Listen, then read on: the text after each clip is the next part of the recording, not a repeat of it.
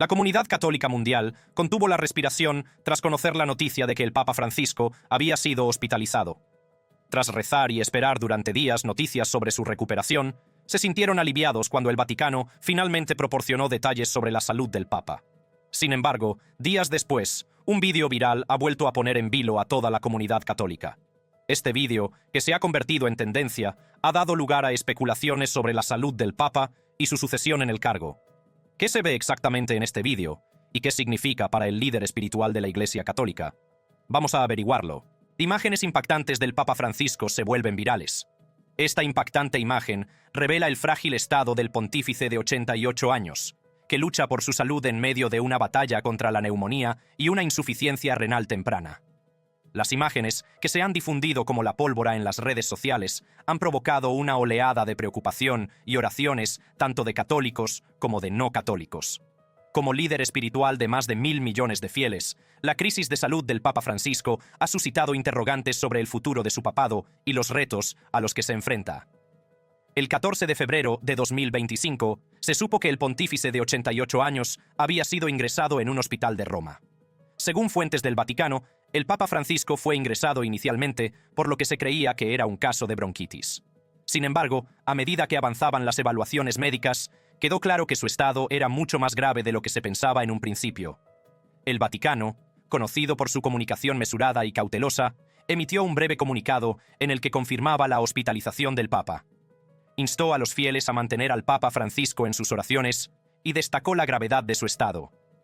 Este anuncio, aunque conciso, fue suficiente para despertar una gran preocupación y especulación sobre la salud del Papa. A medida que se difundía la noticia, católicos de todos los rincones del mundo comenzaron a expresar su preocupación y sus esperanzas por la recuperación del Papa. Las redes sociales se inundaron de mensajes de apoyo, oraciones y buenos deseos. Las primeras informaciones también suscitaron debates sobre el posible impacto de la salud del Papa en el futuro de la Iglesia Católica. Muchos comenzaron a preguntarse si el Papa Francisco podría continuar con sus funciones o si se avecinaba un cambio en el liderazgo. Sin embargo, el Vaticano se mantuvo hermético sobre cualquier posibilidad de este tipo, centrándose en cambio en la preocupación inmediata por la salud del Papa. Las imágenes virales han tocado la fibra sensible, recordando a la gente la fragilidad humana que se esconde bajo las vestiduras papales. El carácter viral de las imágenes también provocó debates sobre el papel de los medios de comunicación en la formación de la opinión pública. Mientras algunos elogiaron el vídeo por llamar la atención sobre la crisis de salud del Papa, otros cuestionaron la ética de compartir un momento tan personal y vulnerable. A pesar de estos debates, las imágenes siguieron circulando, llamando la atención sobre los retos a los que se enfrenta el Papa Francisco y la inmensa presión de su papel como líder de la Iglesia Católica. El equipo médico del Vaticano trabajó sin descanso para controlar el estado del Papa, empleando una serie de tratamientos para combatir la neumonía. A pesar de sus esfuerzos, la situación dio otro giro preocupante cuando se reveló que el Papa Francisco estaba sufriendo un inicio de insuficiencia renal. Este diagnóstico adicional añadió una nueva capa de complejidad a su batalla por la salud, lo que aumentó aún más la preocupación por su capacidad para recuperarse por completo. Desde su elección en marzo de 2013, el Papa Francisco ha sido una figura de inmenso poder, respeto y admiración. Como líder espiritual de más de 1.000 millones de católicos en todo el mundo, su influencia se extiende mucho más allá de los muros del Vaticano. Conocido por su humildad, compasión y opiniones progresistas, el Papa Francisco se ha ganado el cariño de muchos, lo que le ha valido la reputación de Papa del pueblo. Sus esfuerzos por abordar cuestiones como la pobreza, el cambio climático y el diálogo interreligioso han tenido eco en una audiencia global, lo que ha consolidado aún más su estatus como líder transformador. La salud de un papa siempre ha sido motivo de gran preocupación, dadas las inmensas responsabilidades que conlleva el liderazgo de la Iglesia Católica. A lo largo de la historia, varios papas se han enfrentado a graves problemas de salud durante su mandato, y cada uno de ellos ha gestionado su situación de una manera que ha sentado precedente para los futuros líderes. La cuestión de la salud del Papa no es nueva, y la Iglesia lleva mucho tiempo lidiando con las implicaciones de un pontífice enfermo. Uno de los casos más notables de la historia reciente es la renuncia del Papa Benedicto XVI en febrero de 2013. Alegando su avanzada edad y su deteriorada salud, el Papa Benedicto tomó la decisión sin precedentes de dimitir, convirtiéndose en el primer papa en renunciar en casi 600 años. Su renuncia puso de relieve las enormes exigencias físicas y mentales del papado, y sentó un precedente moderno para abordar los retos relacionados con la salud. Antes del Papa Benedicto, el Papa Juan Pablo II también se enfrentó a importantes problemas de salud durante su papado. A pesar de padecer la enfermedad de Parkinson y otras dolencias, continuó en el cargo hasta su muerte en 2005. Su determinación de cumplir con sus obligaciones a pesar del deterioro de su salud se consideró un reflejo de su compromiso con la Iglesia, aunque también planteó dudas sobre la viabilidad de liderar la Iglesia en condiciones de grave enfermedad. Históricamente, la Iglesia ha tenido que navegar por el delicado equilibrio entre mantener la estabilidad y abordar la realidad de un papa enfermo. En el pasado, los papas solían ejercer su cargo hasta su muerte, independientemente de su estado de salud. Sin embargo, la era moderna ha traído consigo un cambio de perspectiva, en el que se presta mayor atención al bienestar del pontífice y al buen gobierno de la Iglesia. La situación actual del Papa Francisco ha reavivado los debates sobre la posibilidad de una renuncia por motivos de salud. Aunque el Vaticano no ha indicado ningún plan inmediato en este sentido, el contexto histórico proporciona un marco para comprender las complejidades que ello implica. El precedente sentado por el Papa Benedicto XVI, XVI, ofrece una vía para abordar los retos que plantea un Papa enfermo, en caso de que sea necesario. La estrategia de comunicación del Vaticano durante la crisis de salud del Papa Francisco ha desempeñado un papel crucial en la gestión de la percepción pública y la difusión de la información. Conocido por su enfoque tradicionalmente reservado en materia de comunicación, el Vaticano ha tenido que navegar por el delicado equilibrio entre la transparencia y la privacidad, especialmente dado el interés mundial por el estado de salud del Papa. La estrategia de comunicación del Vaticano también se ha caracterizado por su énfasis en el aspecto espiritual del proceso de salud del Papa. Al enmarcar la situación como un llamamiento a la oración y la unidad entre los católicos, el Vaticano ha tratado de reforzar el papel del Papa como líder espiritual, incluso en momentos de vulnerabilidad personal. Este discurso ha tenido gran resonancia y ha suscitado una avalancha de muestras de apoyo y oraciones desde todo el mundo. Sin embargo, el carácter limitado de las actualizaciones del Vaticano también ha dado lugar a especulaciones e incertidumbre entre la opinión pública. En ausencia de información detallada, los rumores y las conjeturas han llenado el vacío, y algunos se preguntan cuál es el alcance real del estado de salud del Papa y las posibles implicaciones para el futuro del papado. La comunidad católica mundial se ha movilizado en una extraordinaria muestra de unidad y apoyo en respuesta a la crisis de salud del Papa Francisco. A medida que se difundían las noticias sobre el estado del pontífice, católicos de todos los rincones del mundo se han unido en oración y solidaridad, demostrando la profunda conexión y reverencia que sienten por su líder espiritual.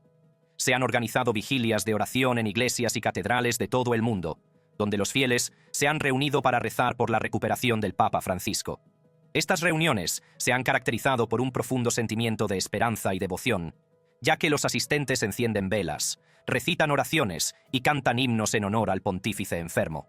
En ciudades como Roma, Buenos Aires y Manila se han reunido grandes multitudes, creando poderosos símbolos visuales de la fe y la preocupación colectivas de la comunidad católica mundial. También se ha congregado una multitud frente al hospital, rezando fervientemente por la rápida recuperación del Papa. También se han celebrado reuniones públicas fuera del Vaticano, donde peregrinos y turistas se han detenido para ofrecer sus oraciones y buenos deseos. El ambiente ha sido de solemne reflexión, y muchos han expresado su admiración por el Papa Francisco y sus esperanzas de que se recupere pronto. Los líderes de la Iglesia también han desempeñado un papel importante en la orientación de los fieles durante este momento de incertidumbre. Obispos, cardenales y sacerdotes han emitido comunicados instando a sus feligreses a rezar por el Papa y a mantener la esperanza ante la adversidad. Muchos han destacado las contribuciones del Papa Francisco a la Iglesia y al mundo, haciendo hincapié en la importancia de la unidad y la fe en tiempos difíciles.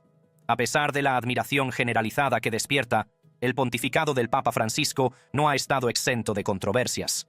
Su postura progresista en diversas cuestiones ha suscitado debates y críticas, tanto dentro como fuera de la Iglesia. Escándalos impactantes sobre el Papa Francisco a lo largo de los años. Desde su ascensión al papado, el Papa Francisco ha sido una figura transformadora, pero controvertida, que ha desafiado las normas tradicionales y ha suscitado intensos debates dentro de la Iglesia católica. El papado del Papa Francisco se ha caracterizado por numerosas decisiones innovadoras, pero quizá ninguna tan controvertida como la histórica decisión del Vaticano de permitir a los sacerdotes bendecir a parejas del mismo sexo en determinadas circunstancias. Esta decisión, anunciada en 2021, causó un gran revuelo en la Iglesia Católica, desafiando doctrinas arraigadas y provocando un intenso debate tanto entre el clero como entre los laicos.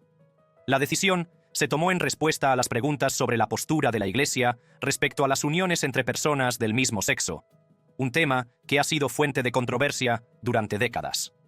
Tradicionalmente, la Iglesia Católica ha defendido la creencia de que el matrimonio es una unión sagrada entre un hombre y una mujer, arraigada en la ley natural y la revelación divina.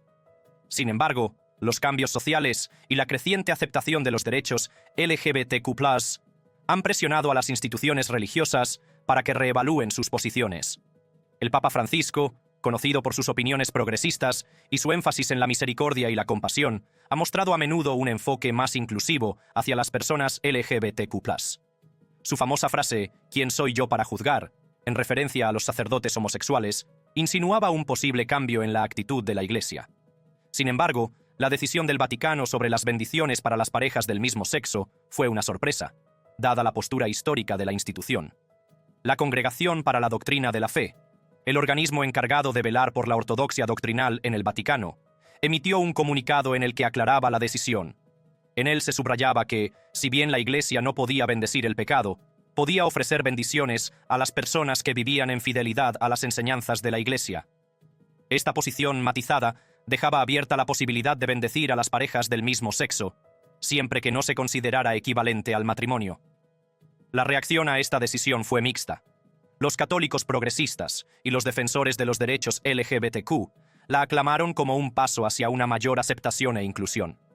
La consideraron un reconocimiento de la dignidad y el valor de las parejas del mismo sexo, una medida que podría fomentar un entorno más acogedor dentro de la Iglesia. Sin embargo, los tradicionalistas y las facciones conservadoras dentro de la Iglesia expresaron una fuerte oposición. Argumentaron que la sentencia socavaba la santidad del matrimonio y difuminaba las líneas entre las enseñanzas de la Iglesia y los valores seculares. Algunos obispos y clérigos criticaron abiertamente la decisión, por temor a que pudiera conducir a una mayor erosión de la integridad doctrinal. La sentencia también desató debates sobre el papel de la conciencia y la pastoral en la Iglesia. Muchos sacerdotes se vieron obligados a navegar por un delicado equilibrio entre adherirse a las enseñanzas de la Iglesia y atender a sus feligreses con compasión y comprensión. Mucho antes de la controvertida sentencia sobre las parejas homosexuales, el Papa Francisco se enfrentó a reacciones negativas por otras decisiones controvertidas. Una de ellas es la publicación de Amoris Laetitia en 2016.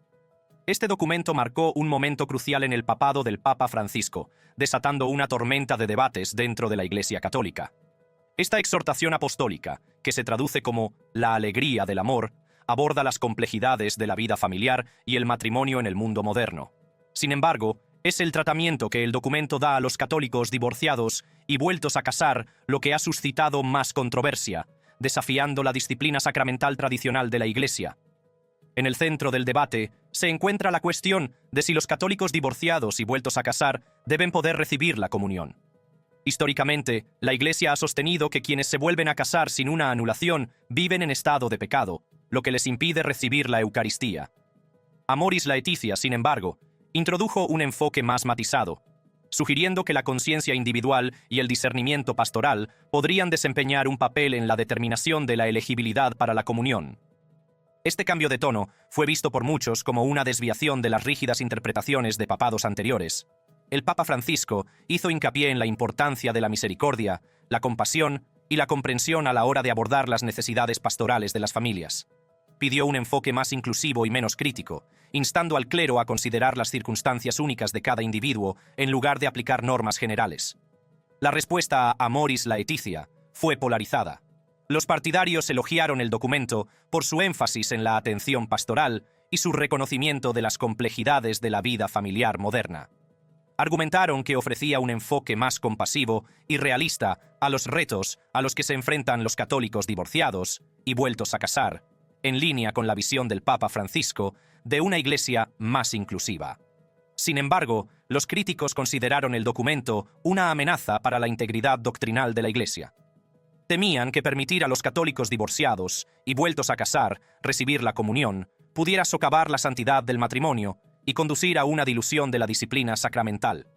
La controversia en torno a Amoris Laetitia ha puesto de relieve las profundas divisiones dentro de la Iglesia, con tradicionalistas y progresistas a menudo en desacuerdo sobre la interpretación y la aplicación de sus enseñanzas. Este debate también ha planteado cuestiones más amplias sobre el papel de la doctrina frente a la atención pastoral, y cómo la Iglesia puede seguir siendo relevante en un mundo en rápida evolución. Otra postura controvertida del Papa Francisco fue el Sínodo de la Amazonía de 2019. Su objetivo era abordar cuestiones urgentes que afectan a la región amazónica, como las preocupaciones medioambientales y los derechos de los pueblos indígenas.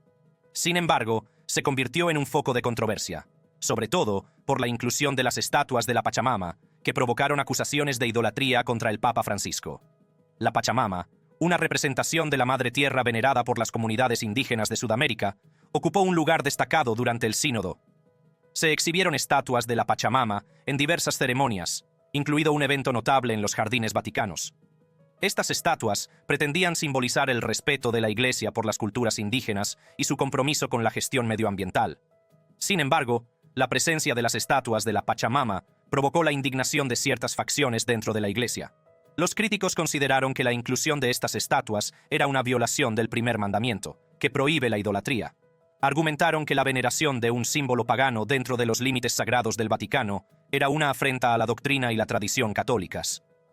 La controversia alcanzó su punto álgido cuando un grupo de católicos tradicionalistas retiró las estatuas de una iglesia cercana al Vaticano y las arrojó al río Tíber. Este acto de desafío fue celebrado y condenado a partes iguales, lo que puso de manifiesto las profundas divisiones dentro de la Iglesia sobre el enfoque del sínodo respecto a la espiritualidad indígena. El Papa Francisco respondió al incidente pidiendo perdón a quienes se sintieron ofendidos por la retirada de las estatuas, y subrayó que su inclusión no pretendía ser un acto de idolatría, sino un gesto de respeto y diálogo con las culturas indígenas. Reiteró el compromiso de la Iglesia con la protección de la Amazonía y sus pueblos, y enmarcó el sínodo como un llamamiento a la acción en favor de la justicia medioambiental y la responsabilidad social. Dentro de los sagrados muros del Vaticano y entre el clero mundial, los escándalos del Papa Francisco han suscitado una serie de reacciones que revelan tanto apoyo como división. A medida que el Papa ha impulsado reformas y abordado cuestiones controvertidas, la dinámica interna de la Iglesia ha pasado a primer plano, poniendo de manifiesto la complejidad de dirigir una institución diversa y global. Entre el clero, existe una notable división entre quienes apoyan la visión del Papa Francisco de una Iglesia más inclusiva y progresista, y quienes desconfían de los cambios que defiende. Los partidarios del Papa suelen destacar su énfasis en la misericordia, la compasión y la atención pastoral, y consideran que sus decisiones son adaptaciones necesarias a la realidad del mundo moderno. Estos miembros del clero aprecian sus esfuerzos por acercarse a las comunidades marginadas y abordar cuestiones sociales urgentes, y los ven como una continuación de la misión de la Iglesia de servir a todas las personas. Por otro lado, los tradicionalistas dentro de la Iglesia han expresado su preocupación por lo que perciben como una desviación de la doctrina establecida. Este grupo incluye a algunos cardenales y obispos que han cuestionado públicamente las decisiones del Papa, en particular en cuestiones como la comunión de los católicos divorciados y vueltos a casar y la inclusión de símbolos indígenas en el culto. Estos miembros del clero temen que tales cambios puedan provocar confusión y un debilitamiento de las enseñanzas de la Iglesia. Las reacciones internas a los escándalos del Papa Francisco también han dado lugar a la aparición de grupos de apoyo y facciones dentro del Vaticano. Algunos clérigos han formado alianzas para abogar por el retorno a los valores tradicionales, mientras que otros se han unido al llamamiento del Papa a la reforma. Estas divisiones se han extendido en ocasiones al ámbito público, con miembros del clero expresando sus opiniones en entrevistas, artículos y cartas abiertas. Una de las expresiones más notables de disidencia se produjo en forma de dubia, una solicitud formal de aclaración presentada por 4 cardenales en respuesta a Amoris Laetitia. Esta medida puso de relieve las tensiones dentro de la Iglesia y subrayó los retos a los que se enfrenta el Papa Francisco para mantener la unidad entre el clero. Mientras el Papa Francisco lucha por su vida y los católicos de todo el mundo rezan por su recuperación, han surgido rumores de dimisión y se habla de su sucesión si no lo consigue. ¿Quién es el próximo en la línea de sucesión al papado? El Colegio Cardenalicio desempeña un papel fundamental en el proceso de sucesión papal, actuando como el prestigioso órgano responsable de elegir al nuevo papa. Esta tradición se remonta a finales de la Edad Media, y el sistema del cónclave se estableció formalmente en 1378. El cónclave es una reunión de cardenales menores de 80 años que se reúnen en la Capilla Sixtina para elegir al próximo líder de la Iglesia Católica. Esta asamblea secreta está impregnada de ritual y tradición, y los cardenales emiten sus votos en una serie de votaciones hasta que se alcanza una mayoría de 2/3. Históricamente, el colegio cardenalicio ha evolucionado de forma significativa. Inicialmente, era un pequeño grupo de clérigos de Roma, pero a lo largo de los siglos se ha ampliado para incluir a cardenales de todo el mundo. Hoy en día, el colegio refleja el carácter global de la Iglesia Católica, con miembros procedentes de diversos países y orígenes. Esta composición internacional garantiza que la elección del Papa tenga en cuenta una amplia gama de perspectivas y prioridades. El actual colegio cardenalicio incluye figuras influyentes como el cardenal Pietro Parolin, secretario de Estado del Vaticano, el cardenal Peter Turkson, una voz destacada en favor de la justicia social, y el cardenal Luis Tagle, conocido por sus dinámicas habilidades comunicativas. Estas personas, junto con sus compañeros cardenales, tienen la responsabilidad de elegir a un líder que guíe a la Iglesia a través de los retos y oportunidades actuales. El cónclave no es solo un acontecimiento político, sino un proceso profundamente espiritual, en el que los cardenales buscan la guía divina mientras deliberan. El resultado de su decisión determinará el futuro de la Iglesia Católica y afectará a más de 1.000 millones de fieles en todo el mundo. La historia de las elecciones papales es un fascinante viaje a través del tiempo, marcado por importantes cambios en la forma de elegir al líder de la Iglesia Católica. En los primeros tiempos de la Iglesia, la elección del Papa era un asunto más local, en el que solían participar el clero y los laicos de Roma. Este proceso distaba mucho de ser uniforme, ya que se empleaban diversos métodos para seleccionar al obispo de Roma, que más tarde sería reconocido como Papa. A medida que la Iglesia se expandió y su influencia creció, se hizo evidente la necesidad de un método de elección más estructurado y coherente. Esto condujo al desarrollo gradual del colegio cardenalicio como principal órgano responsable de la elección del Papa. Un elemento clave de este proceso es la regla de la mayoría de 2/3, que garantiza que el Papa elegido cuente con un amplio apoyo entre los cardenales. Esta regla se introdujo para evitar divisiones y garantizar la unidad dentro de la Iglesia. El requisito de la mayoría de 2/3 significa que los cardenales deben participar en extensas deliberaciones y negociaciones, buscando el consenso sobre el mejor candidato para dirigir la Iglesia. El paso del clero local al colegio cardenalicio y la aplicación de la regla de la mayoría de 2/3 han tenido profundas implicaciones para el proceso de elección papal. Estos cambios han contribuido a estabilizar el liderazgo de la Iglesia y a garantizar que el Papa elegido sea una figura que inspire respeto y autoridad en toda la comunidad católica mundial. Los criterios de elegibilidad para convertirse en Papa son fascinantes y sorprendentemente abiertos. Técnicamente, cualquier varón bautizado de la Iglesia Católica Romana puede ser elegido Papa. Este amplio criterio significa que, en teoría, el próximo Papa podría ser un laico, un sacerdote o un obispo. Sin embargo, en la práctica, la elección del Papa ha seguido una trayectoria más tradicional durante siglos. Desde 1378, la tradición ha sido elegir al Papa entre los miembros del colegio cardenalicio. Esta práctica se ha arraigado profundamente en el proceso de elección papal, lo que refleja la preferencia de la Iglesia por elegir a un líder que ya esté bien versado en su funcionamiento interno y su gobierno. Los cardenales, como altos cargos de la Iglesia, poseen la experiencia y los conocimientos necesarios para guiar a la Iglesia Católica a través de sus retos espirituales y administrativos. La tradición de seleccionar al Papa entre los cardenales garantiza que el pontífice elegido sea alguien que haya demostrado liderazgo y compromiso con la misión de la Iglesia. También proporciona un nivel de continuidad y estabilidad, ya que los cardenales están familiarizados con las prioridades y los problemas actuales de la Iglesia. Aunque existe la posibilidad de elegir a un papa fuera del colegio cardenalicio, es muy improbable, dados los precedentes históricos y las consideraciones prácticas que ello implicaría. El énfasis del cónclave en la unidad y el consenso refuerza aún más la tradición de elegir al papa entre los cardenales, considerados los candidatos más cualificados y capaces para el cargo. Mientras el mundo especula sobre quién podría suceder al Papa Francisco, 3 cardenales destacados se perfilan como posibles candidatos, cada uno con cualidades y experiencias únicas. El cardenal Pietro Parolin El cardenal Peter Turkson y el cardenal Luis Tagle son figuras influyentes dentro del Vaticano, cada uno con un papel y un perfil distintos que los posicionan como fuertes candidatos al papado. El cardenal Pietro Parolin es conocido por sus excepcionales dotes diplomáticas. Parolin ha desempeñado un papel crucial en la gestión de las complejas relaciones internacionales y en el fomento del diálogo entre el Vaticano y otros estados. Su amplia experiencia en el gobierno de la Iglesia y su capacidad para gestionar situaciones delicadas lo convierten en un candidato formidable para el papado. El cardenal Peter Turkson, originario de Ghana, se ha labrado una reputación como apasionado defensor de la justicia social y las cuestiones medioambientales. Como antiguo presidente del Pontificio Consejo Justicia y Paz, Turkson ha sido un firme defensor de la lucha contra las desigualdades globales y la promoción del desarrollo sostenible.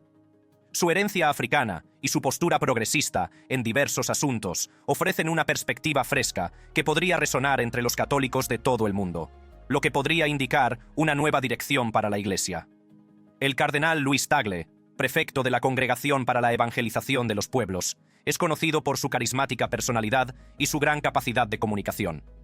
Tagle cuenta con un importante número de seguidores entre los fieles, gracias a su capacidad para conectar con personas de diversos orígenes.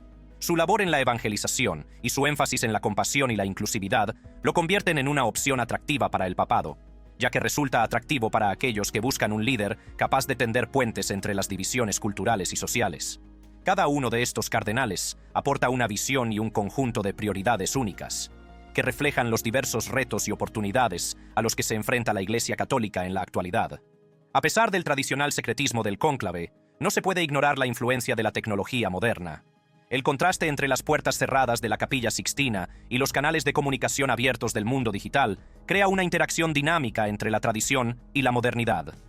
Mientras los cardenales deliberan en silencio, el mundo exterior está lleno de conversaciones y debates que reflejan las diversas perspectivas y esperanzas de la comunidad católica mundial.